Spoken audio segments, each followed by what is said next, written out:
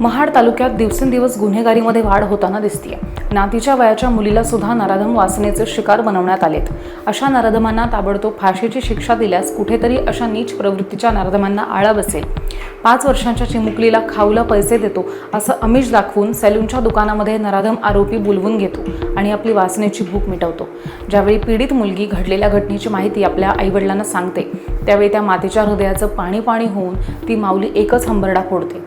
महाड तालुक्यामधल्या Aishwarya hair cutting सलूनमध्ये हा घाणेरडा प्रकार घडलाय आणि सलून चालवणारा विलास पांडुरंग हुलालकर ह्या आरोपीला पोलिसांनी आता अटक केली आहे। ह्या गुन्ह्याचा तपास पोलिसांकडून कसोशीनं सुरू असला तरी सुद्धा अशा नराधम आरोपीला फाशीची शिक्षा देण्याची मागणी आता स्थानिकांकडून केली जाते।